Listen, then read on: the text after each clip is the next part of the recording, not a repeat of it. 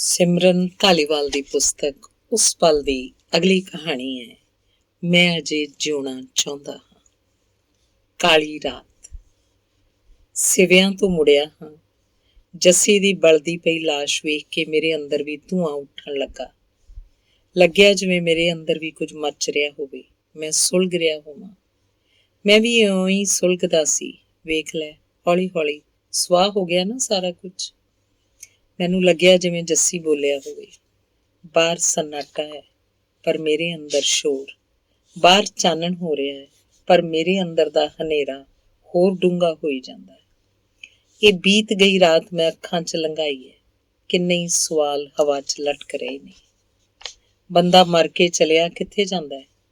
ਕਿੰਨੀ ਵਾਰ ਖੁਦ ਨੂੰ ਪੁੱਛ ਚੁੱਕਿਆ। ਉੱਥੇ ਜਿੱਥੋਂ ਕੋਈ ਨਹੀਂ ਮੁੜਦਾ। ਕਈ ਵਾਰੀ ਪਹਿਲਾਂ ਮੇਰੀ ਦਾਦੀ ਨੇ ਕਿਹਾ ਸੀ। ਉਦੋਂ ਜਦੋਂ ਮੇਰੀ ਮਾਂ ਦੀਆਂ ਅਸਥੀਆਂ ਵਿਸਰਜਿਤ ਕਰਨ ਅਸੀਂ ਹਰਿਦੁਆਰ ਗਏ ਸੀ ਤੇ ਮੈਂ ਨਿੱਕਾ ਜਿਹਾ ਬਾਲ ਕਈ ਵਾਰੀ ਇਸ ਰਹੱਸ ਤੋਂ ਅਣਜਾਣ ਆਪਣੇ ਹਾਣੀਆਂ ਨੂੰ ਕਹਿੰਦਾ ਰਿਹਾ ਸੀ ਕਿ ਮੇਰੀ ਮਾਂ ਰੱਬ ਕੋਲ ਗਈ ਹੈ। ਮੂੰਹ ਤਾਂ ਨੂੰ ਚੁੱਕ ਕੇ ਵੇਖਦਾ, ਲੱਗਦਾ ਕਿੰਨੀ ਦੂਰ। ਨੀਲੇ ਬੱਦਲਾਂ ਦੇ ਓਹਲੇ ਤਾਰਿਆਂ 'ਚੋਂ ਕਈ ਵਾਰੀ ਮਾਂ ਦੇ ਨਕਸ਼ ਲੱਭਦਾ ਰਿਹਾ ਸਾਂ ਮੈਂ। ਅੱਜ ਜੱਸੀ ਵੀ ਉੱਥੇ ਹੀ ਜਾ ਬੈਠਾ ਹੈ ਜਿੱਥੋਂ ਕਦੀ ਨਹੀਂ ਮੁੜਨਾ ਉਹਨੇ। ਆਖਿਰ ਕਿੱਥੇ ਜਾ ਬੈਠਾ ਜੱਸੀ?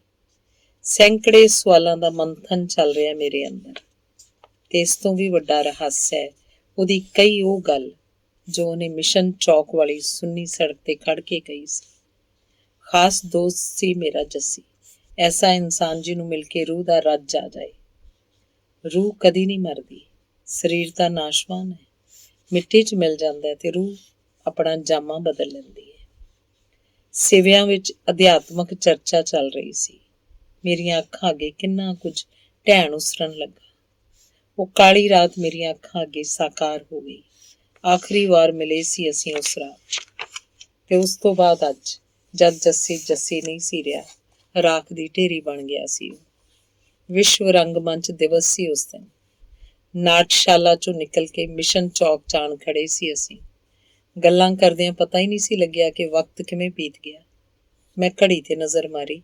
ਰਾਤ ਦੇ 2 ਵਜੇ ਸਨ।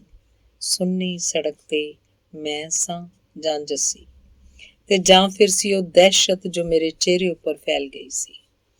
ਪਰ ਜੱਸੀ ਤਾਂ ਸ਼ਾਂਤ ਸੀ। ਕਿੰਨੇ ਸਹਿਜ ਨਾਲ ਕਹਿ ਦਿੱਤਾ ਸੀ ਉਹਨੇ ਉਹ ਸਾਰਾ ਕੁਝ ਜਿਹਨੂੰ ਸੁਣ ਕੇ ਕੰਬ ਗਿਆ ਸੀ ਮੈਂ। ਦੀਪ, ਕੈਂਸਰ ਹੈ ਮੈਨੂੰ। ਸ਼ਾਇਦ ਬਹੁਤੇ ਦਿਨ ਨਹੀਂ। ਮੈਂ ਜੱਸੀ ਦੀਆਂ ਅੱਖਾਂ 'ਚ ਅੱਖਾਂ ਪਾ ਕੇ ਪੁੱਛਿਆ। ਮੌਤ ਦਾ ਖੌਫ ਕਿਉਂ ਨਹੀਂ ਹੈ ਤੈਨੂੰ? ਉਹ ਮੁਸਕਰਾਇਆ। ਬੋਲਿਆ, ਤਿਲ ਮਰਨਾ ਵਧੇਰੇ ਦੁਖਦਾਈ ਹੁੰਦਾ ਦੀਪ। ਮੈਂ ਜਾਣਦਾ। ਮੈਂ ਤਾਂ ਕਿਉਂ ਮਰਾਂ? ਮੈਂ ਜਾਣਦਾ ਤਾਂ ਕਿਉਂ ਮਰਾਂ ਮੈਂ ਹਰ ਪਲ। ਮੈਂ ਬਾਕੀ ਬਚੇ ਹਰ ਛਿਣ ਨੂੰ ਰੱਜ ਕੇ ਜਿਉਣਾ ਚਾਹੁੰਦਾ। ਉਹਨੇ ਮੈਨੂੰ ਬਾਹਾਂ 'ਚ ਘੁੱਟ ਲਿਆ ਤੇ ਮੈਨੂੰ ਪਤਾ ਹੀ ਨਹੀਂ ਸੀ ਲੱਗਿਆ ਕਿ ਮੈਂ ਜੱਸੀ ਦੀਆਂ ਬਾਹਾਂ 'ਚੋਂ ਕਿਰ ਰਿਹਾ ਜਾਂ ਫਿਰ ਜੱਸੀ ਮੇਰੀਆਂ ਬਾਹਾਂ 'ਚੋਂ। ਆਪਣਾ ਹਰ ਕੰਮ ਆਪਣੇ ਤੁਰ ਜਾਣ ਤੋਂ ਪਹਿਲਾਂ ਨਿਬੇੜ ਲੈਣਾ ਚਾਹੁੰਦਾ ਸੀ ਜੱਸੀ। ਇਸੇ ਲਈ ਤਾਂ ਉਹਨੇ ਸਾਰਾ ਕੁਝ ਸੱਚ ਦੱਸਦਾ ਸੀ ਮੈਨੂੰ। ਉਹ ਬੋਝ ਲੈ ਕੇ ਨਹੀਂ ਸੀ ਮਰਨਾ ਚਾਹੁੰਦਾ। ਅਜੀਬ ਤਰ੍ਹਾਂ ਦੀ ਕਾਹਲ ਮਚ ਗਈ ਸੀ ਉਹਨੂੰ। ਹਰ ਕੰਮ ਨਿਬੇੜਦਾ 1 ਮਹੀਨੇ ਬਾਅਦ ਉਹ ਖੁਦ ਵੀ ਨਿਬੜ ਗਿਆ ਸੀ। ਮੈਂ ਅੱਗ ਦੀਆਂ ਲਾਟਾਂ 'ਚ ਧੁਖਦਾ ਛੱਡ ਆਇਆ ਸੀ ਉਹਨੂੰ। ਧੂੰਆਂ ਮੇਰੇ ਸਿਰ ਨੂੰ ਚੜ੍ਹਨ ਲੱਗਾ ਸੀ। ਕਿੰਨਿਆਂ ਹੀ ਸਵਾਲਾਂ ਮੇਰੀ ਨੀਂਦ ਖੋਹ ਲਈ ਹੈ। ਮੌਤ ਨੂੰ ਹਰ ਪਲ ਨੇੜੇ ਆਉਂਦਾ ਤੱਕਿਆ ਹੋਏਗਾ ਜੱਸੀ ਨੇ। ਜੱਸੀ ਤਾਂ ਮਰ ਕੇ ਸੁਖਾਲਾ ਹੋ ਗਿਆ, ਪਰ ਮੇਰੇ ਲਈ ਜਿਉਣਾ ਕਿੰਨਾ ਔਖਾ ਕਰ ਗਿਆ ਜੱਸੀ। ਉਹਦੀ ਕਹੀ ਉਹ ਗੱਲ ਬਾਰ ਗੂੰਜਦੀ ਹੈ ਮੇਰੇ ਦਿਮਾਗ 'ਚ। ਮਰਨ ਵਾਲਾ ਸ਼ਖਸ ਕਦੀ ਝੂਠ ਨਹੀਂ ਬੋਲਦਾ ਤੇ ਮੇਰੇ ਜਿਉਂਦੇ ਰਹਿਣ ਲਈ ਇਹ ਸੱਚ ਹਮੇਸ਼ਾ ਲੁਕਿਆ ਹੀ ਰਹਿਣਾ ਚਾਹੁੰਦਾ ਸੀ। ਲੁਕਿਆ ਹੀ ਰਹਿਣਾ ਚਾਹੀਦਾ ਸੀ। ਤੂੰ ਨਵੀਂ ਜ਼ਿੰਦਗੀ ਸ਼ੁਰੂ ਕਰਨੀ ਹੈ? ਮੈਂ ਨਹੀਂ ਚਾਹੁੰਦਾ, ਪਰ ਤੂੰ ਆਤਮ ਬਲ ਨਾ ਛੱਡੀ। ਆਤਮ ਬਲ ਨਾਲ ਹੀ ਇਨਸਾਨ ਜਿਉਂਦਾ ਹੈ। ਕਿੰਨਾ ਸਹਿਜ ਸੀ ਜੱਸੀ ਦੇ ਚਿਹਰੇ ਤੇ। ਮੈਂ ਇੰਨਾ ਆਤਮ ਬਲ ਕਿੱਥੋਂ ਲਿਆਉਂਦਾ? ਉਹ ਇਹ ਪੂਰਾ ਮਹੀਨਾ ਮਰ ਕੇ ਜਿਉਇਆ ਹਾਂ ਮੈਂ। ਕਿੰਨੀ ਅਜੀਬ ਖੇਡ ਵਾਪਰੀ। ਮੈਨੂੰ ਜਿਉਂਦੇ ਰੱਖਣ ਲਈ ਕਿੰਨਾ ਵੱਡਾ ਸੱਚ ਲੁਕਾਇਆ ਸੀ ਜੱਸੀ ਨੇ। ਕਿੰਨੇ ਮਹੀਨੇ ਗੁਜ਼ਰ ਗਏ ਇਸ ਗੱਲ ਨੂੰ। ਕੰਬੋਜ਼ ਕਲੀਨਿਕ ਲੈਬੋਰਟਰੀ 'ਚੋਂ ਨਿਕਲ ਕੇ ਘੁੱਟ ਕੇ ਗਲੇ ਲਗਾ ਲਿਆ ਸੀ ਮੈਨੂੰ ਜੱਸੀ ਨੇ। ਐਵੇਂ ਫਿਕਰ ਕਰਦਾ ਸੀ। ਬੜਾ ਛੋਟਾ ਦਿਲ ਹੈ ਤੇਰਾ ਕਮਲਿਆ। ਤੂੰ ਤਾਂ ਅਜੇ ਕਿੰਨੀਆਂ ਮੰਜ਼ਿਲਾਂ ਸਰ ਕਰਨੀਆਂ ਨੇ। ਆ ਜਾ ਫਿਰ ਜਸ਼ਨ ਮਨਾਈਏ। ਤੇ SK ਜੂਸ ਬਾਰ 'ਚ ਬੈਠਾ ਮੈਂ ਭਾਵੁਕ ਹੋ ਗਿਆ ਸੀ। ਮੌਸਮ 'ਚ ਮੱਠੀ ਮੱਠੀ ਠੰਡ ਘੁਲਣੀ ਸ਼ੁਰੂ ਹੋ ਗਈ ਸੀ। ਜੱਸੀ, ਜੇ ਇਨਸਾਨ ਆਪਣੇ ਲਈ ਹੀ ਜਿਉਂਦਾ ਹੋਵੇ ਨਾ ਤਾਂ ਮਰਦਿਆਂ ਦੇਰ ਨਾ ਲਾਵੇ। ਅਸੀਂ ਤਾਂ ਆਪਣਿਆਂ ਲਈ ਜਿਉਂਦੇ ਹਾਂ। ਮੇਰੀ ਦਾਦੀ ਦੇ ਚਿਹਰੇ ਵੱਲ ਦੇਖਿਆ ਤੂੰ ਕਦੀ? ਮੇਰੇ ਬਿਨਾਂ ਕੌਣ ਹੈ ਉਹਦਾ? ਮੇਰੇ ਬਾਪ ਨੇ ਮੇਰੇ ਜਵਾਨ ਹੋਣ ਦੀ ਕਿੰਨੀ ਲੰਬੀ ਉਡੀਕ ਹੰਢਾਈ ਹੈ। ਮੇਰਾ ਬੋਲਦੇ ਦਾ ਗੱਚ ਭਰ ਆਇਆ ਸੀ ਕਿ ਮੇਰੀ ਗਲਤੀ ਇੰਨੀ ਵੱਡੀ ਸੀ। ਕਿਸ ਕੋਲੋਂ ਮੰਗਦਾ ਮੈਂ ਇਹਦਾ ਜਵਾਬ? ਸੁਪਨਾ ਤੇ ਅਕਸ। ਤੂੰ HIV ਪੋਜ਼ਿਟਿਵ ਹੈ ਦੀਪ। ਉਸ ਰਾਤ ਜੱਸੀ ਨੇ ਕਿੰਨੇ ਮਹੀਨਿਆਂ ਤੋਂ ਲੁਕਾਈ ਹੋਈ ਇਹ ਗੱਲ ਸਾਫ਼ ਕਹਿ ਦਿੱਤੀ ਸੀ ਮੈਨੂੰ। ਉਹ ਨਹੀਂ ਸੀ ਚਾਹੁੰਦਾ ਕਿ ਉਹ ਇੰਨਾ ਵੱਡਾ ਸੱਚ ਮੈਥੋਂ ਹੋਰ ਲੁਕਾਵੇ। ਉਹ ਨਹੀਂ ਸੀ ਚਾਹੁੰਦਾ ਕਿ ਇੰਨੀ ਵੱਡੀ ਗੱਲ ਦਾ ਬੋਝ ਲੈ ਕੇ ਉਹ ਇਸ ਜਹਾਨ ਤੋਂ ਜਾਵੇ। ਤੇ ਉਹ ਇਹ ਵੀ ਨਹੀਂ ਸੀ ਚਾਹੁੰਦਾ ਕਿ ਮੈਂ ਹੁਣ ਭਰਮ 'ਚ ਜਿਉਵਾਂ। ਪਰ ਮੇਰੇ ਲਈ ਜਿਉਣਾ ਕਿੰਨਾ ਔਖਾ ਹੋ ਜਾਏਗਾ, ਇਹ ਸ਼ਾਇਦ ਜੱਸੀ ਨਹੀਂ ਸੀ ਜਾਣਦਾ। ਪੂਰੇ 1 ਮਹੀਨੇ ਬਾਅਦ ਕੱਲ ਜੱਸੀ ਦੀ ਮੌਤ ਹੋ ਗਈ ਤੇ ਉਹਦੀ ਦੱਸੀ ਇਸ ਗੱਲ ਨੂੰ ਵੀ ਪੂਰਾ 1 ਮਹੀਨਾ, ਇੱਕ ਲਮਹਾ ਵੀ ਕਿੰਜ ਬਤਾਇਆ ਮੈਂ, ਇਹ ਤਾਂ ਬਸ ਮੈਂ ਜਾਣਦਾ। ਮੌਤ ਨੂੰ ਹਰ ਪਲ ਆਪਣੇ ਕੋਲ ਮਹਿਸੂਸ ਕੀਤਾ ਮੈਂ। ਇਹ ਆਪਣੇ ਆਪ 'ਚ ਕੋਈ ਬਿਮਾਰੀ ਨਹੀਂ ਹੈ ਦੀਪ। ਇਹ ਵਾਇਰਸ ਸਾਡੀ ਰੋਗਾਂ ਨਾਲ ਲੜਨ ਦੀ ਸ਼ਕਤੀ ਨੂੰ ਖਾ ਜਾਂਦਾ ਹੈ। 20 ਸਾਲਾਂ ਤੋਂ ਇਸ ਵਾਇਰਸ ਦਾ ਸ਼ਿਕਾਰ ਨੇ ਲੋਕ, ਪਰ ਆਮ ਵਰਗੀ ਜ਼ਿੰਦਗੀ ਜਿਉਂਦੇ ਨੇ। ਕਿੰਨਾ ਲੰਬਾ ਚੌੜਾ ਵਿਖਿਆਨ ਕੀਤਾ ਸੀ ਡਾਕਟਰ ਅਗਨੀਹੋਤਰੀ ਨੇ, ਪਰ ਮੇਰੀ ਸਾਰੀ ਸ਼ਕਤੀ ਤਾਂ ਉਸੇ ਪਲ ਹੀ ਮੰਨਫੀ ਹੋ ਗਈ ਸੀ ਜਦ ਮੈਂ ਮੁੜ ਜੱਸੀ ਨੂੰ ਨਹੀਂ ਸੀ ਮਿਲਿਆ ਤੇ ਨਾ ਹੀ ਮੁੜ ਮੁਸਕਰਾ ਸਕਿਆ ਸੀ। ਘੋਰ ਉਦਾਸੀਆਂ ਨੇ ਆਣ ਘੇਰਿਆ ਸੀ ਮੈਨੂੰ। ਮੈਂ ਵੀ ਚਾਹੁੰਦਾ ਕਿ ਆਪਣੇ ਨਿਬੜਨ ਤੋਂ ਪਹਿਲਾਂ ਆਪਣਾ ਹਰ ਕੰਮ ਨਿਬੇੜ ਲਵਾਂ। ਬਲੱਡ ਕੈਂਸਰ ਦੀ ਆਖਰੀ ਸਟੇਜ ਤੇ ਬੈਠਾ ਜੱਸੀ ਕੀ ਸੋਚਦਾ ਹੋਏਗਾ, ਕੀ ਮਹਿਸੂਸ ਕਰਦਾ ਹੋਏਗਾ ਤੇ ਕਿਵੇਂ ਮਹਿਸੂਸ ਕਰਦਾ ਹੋਏਗਾ? ਇਹਨਾਂ ਸਭ ਸਵਾਲਾਂ ਦੇ ਜਵਾਬ ਮੇਰੇ ਅੰਦਰ ਹੀ ਪਏ ਨੇ। ਮੇਰੇ ਹਰ ਸਵਾਲ ਦਾ ਜਵਾਬ ਖੁਦ ਮੈਂ ਹਾਂ। ਉਸ ਰਾਤ ਨੀਂਦ ਨਹੀਂ ਸੀ ਆਈ ਮੈਨੂੰ ਤੇ ਮੁੜ ਹਰ ਰਾਤ ਤੜਫਦਿਆਂ ਕੱਟੀ ਹੈ ਮੈਂ। ਇੱਕ ਅਜੀਬ ਜਿਹਾ ਸੁਪਨਾ ਜੀਣ ਨਹੀਂ ਦਿੰਦਾ ਮੈਨੂੰ। ਸੁਪਨੇ 'ਚ ਸਿਵੇ ਨਜ਼ਰ ਆਉਂਦੇ ਨੇ ਮੈਨੂੰ ਤੇ ਸਿਵਿਆਂ 'ਚ ਉੱਠਦਾ ਧੂੰਆਂ। ਮੈਨੂੰ ਲੱਗਦਾ ਕੋਈ ਮੈਨੂੰ ਸਿਵਿਆਂ ਵੱਲ ਖਿੱਚਦਾ, ਬਾਰ-ਬਾਰ ਮੇਰੀਆਂ ਲੱਤਾਂ ਤੋਂ ਫੜ ਕੇ ਘੜੀਸਦਾ ਹੋਇਆ। ਮੈਂ ਰੋਂਦਾ ਕੁਰਲਾਉਂਦਾ ਧੂਏ 'ਚ ਮੈਨੂੰ ਇੱਕ ਅਕਸ ਨਜ਼ਰ ਆਉਂਦਾ ਹੈ। ਉਹ ਅਕਸ ਕਦੀ ਜੱਸੀ ਬਣ ਜਾਂਦਾ, ਕਦੀ ਬਚਪਨ 'ਚ ਮੈਥੋਂ ਦੂਰ ਜਾ ਚੁੱਕੀ ਮੇਰੀ ਮਾਂ। ਉਹ ਅਕਸ ਆਪਣੇ ਵੱਲ ਬੁਲਾਉਂਦਾ ਹੈ ਮੈਨੂੰ। ਆ ਜਾ, ਇੱਕ ਮਿੱਕ ਹੋ ਜਾਈਏ। ਰੂਹਾਂ ਦਾ ਵੀ ਇੱਕ ਸੰਸਾਰ ਹੁੰਦਾ ਹੈ। ਮੇਰੀ ਚੀਕ ਨਿਕਲਦੀ ਹੈ, ਅੱਖ ਖੁੱਲ ਜਾਂਦੀ ਹੈ। ਮੈਂ ਚੁੱਪ ਹੋ ਗਿਆ ਸੀ। ਘਰ ਮੁੜਦਾ ਤਾਂ ਦਾਦੀ ਦੇ ਮੱਥੇ ਦੀਆਂ ਝੁਰੜੀਆਂ ਦੇਖ ਕੇ ਮੇਰਾ ਦਿਲ ਡੁੱਬਣ ਲੱਗਦਾ। ਮੇਰਾ ਬਾਪ ਜੀ ਨੇ ਮੋਢਿਆਂ ਤੇ ਚੁੱਕ ਕੇ ਖਿਡਾਇਆ ਸੀ ਮੈਨੂੰ, ਮੇਰੇ ਜਵਾਨ ਹੋਣ ਦੀ ਉਡੀਕ ਕਰਦਿਆਂ, ਜਿਹਦੇ ਚਿਹਰੇ ਤੇ ਬੁਢਾਪਾ ਉਤਰਨ ਲੱਗਾ ਸੀ। ਕਿਵੇਂ ਦੱਸਦਾ ਉਹਨੂੰ ਕਿ ਮੇਰੀ ਹਿੰਮਤ ਹੀ ਨਹੀਂ ਸੀ ਪਈ ਦੀਪ। ਮੈਂ ਪਲ ਪਲ ਮਰਦਾ ਨਹੀਂ ਸੀ ਵੇਖ ਸਕਦਾ ਤੈਨੂੰ। ਤੇਰੇ ਜਿਉਂਦੇ ਰਹਿਣ ਲਈ ਇਹ ਝੂਠ। ਉਹ ਬਾਰ-ਬਾਰ ਆਤਮ ਬਲ ਨਾ ਛੱਡਣ ਦੀ ਗੱਲ ਕਰਦਾ, ਪਰ ਕਿੱਥੋਂ ਲਿਆਵਾਂ ਮੈਂ ਇੰਨਾ ਆਤਮ ਬਲ? ਕਿੰਨੇ ਸਾਲ ਜਿਉਵਾਂਗਾ ਮੈਂ? 1 ਮਹੀਨਾ ਮਸਾਂ ਹੀ ਮੈਨੂੰ ਬਲੱਡ ਕੈਂਸਰ ਹੈ। ਕਿੰਨੀ ਛੋਟੀ ਪੈ ਗਈ ਹੈ ਜ਼ਿੰਦਗੀ। ਦੇਖ, ਮੈਂ ਸੋਚਦਾ ਸੀ ਤੈਨੂੰ ਕਦੀ ਨਹੀਂ ਦੱਸਾਂਗਾ ਕਿ ਤੂੰ ਤਾਂ ਜੋ ਡੋਲ ਨਾ ਜਾਏ ਤੂੰ, ਪਰ ਮੈਂ ਤਾਂ ਖੁਦ ਹੀ ਇੱਕ ਪਲ ਲਈ ਆਪਣਾ ਦਰਦ ਭੁੱਲ ਗਿਆ ਸੀ। ਮੈਨੂੰ ਲੱਗਿਆ ਜੱਸੀ ਤਾਂ ਜਿਵੇਂ 1 ਮਹੀਨਾ ਕਿੰਨਾ ਕੁ ਹੁੰਦਾ। ਮੈਂ ਕਦੀ ਖੁਦ ਬਾਰੇ ਸੋਚਦਾ, ਕਦੀ ਜੱਸੀ ਬਾਰੇ। ਟੁੱਟਦੇ ਤਾਰੇ ਦਾ ਦਰਦ। ਬਚਪਨ 'ਚ ਮੇਰੀ ਮਾਂ ਚੱਲ ਵਸੀ ਸੀ। ਬਹੁਤ ਛੋਟਾ ਸੀ ਮੈਂ ਉਦੋਂ, ਜਿਉਣ ਮਰਨ ਦੇ ਇਸ ਭੇਦ ਤੋਂ ਅਣਜਾਣ। ਤਾਂ ਹੀ ਸਮਝ ਆਉਣ ਤੀਕ ਮੈਂ ਸਮਝਦਾ ਰਿਹਾ ਸੀ ਕਿ ਮੇਰੀ ਮਾਂ ਨੂੰ ਰੱਬ ਨੇ ਬੁਲਾ ਲਿਆ ਆਪਣੇ ਕੋਲ। ਵਾਰੀ ਤਾਂ ਤਾਪ ਚੜ੍ਹਿਆ ਸੀ ਮੇਰੀ ਮਾਂ ਨੂੰ। ਉਹ ਮੰਜੇ ਨਾਲ ਮੰਜਾ ਹੋ ਗਈ ਸੀ ਤੇ ਕੁਝ ਹੀ ਦਿਨਾਂ 'ਚ ਕਈ ਦਿਨ ਤੜਫਦਿਆਂ ਰਿੜਕਦਿਆਂ ਵੇਖਿਆ ਸੀ ਮੇਰੀ ਮਾਂ ਨੂੰ। ਦਵਾਈ ਕਾਟ ਕਰਨੋਂ ਹਟ ਗਈ ਸੀ। ਉਹਦਾ ਅੰਨ ਪਾਣੀ ਛੁੱਟ ਗਿਆ ਸੀ। ਉਹ ਟੁੱਟਦੀ ਆਵਾਜ਼ 'ਚ ਜਦੋਂ ਰੱਬਾ ਹੁਣ ਤਾਂ ਜਾਨ ਕੱਢ ਲਿਆ ਆਖਦੀ ਤਾਂ ਸਾਰੇ ਟੱਬਰ ਦੇ ਚਿਹਰੇ ਤੇ ਸਹਿਮ ਛਾ ਜਾਂਦਾ।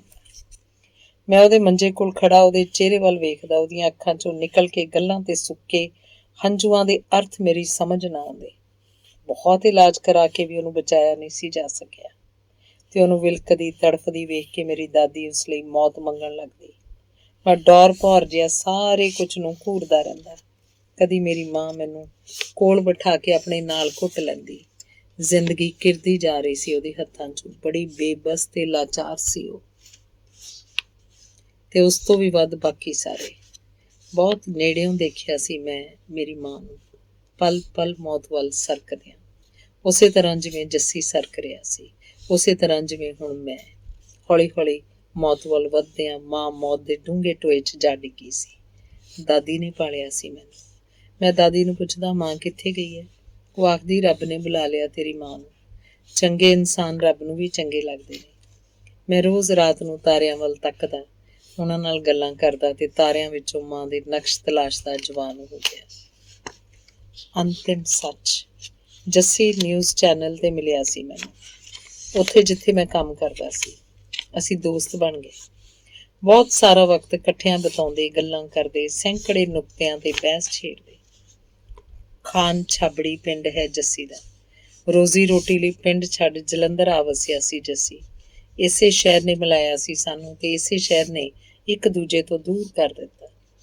ਜੱਸੀ ਸਾਡੇ ਹੀ ਘਰ ਦਾ ਹੀ ਹਿੱਸਾ ਸੀ, ਜਿਵੇਂ ਦਾਦੀ ਮੇਰੇ ਜਿੰਨਾ ਹੀ ਪਿਆਰ ਜੱਸੀ ਨੂੰ ਕਰਦੀ। ਜੱਸੀ ਨੂੰ ਬਲੱਡ ਕੈਂਸਰ ਸੀ।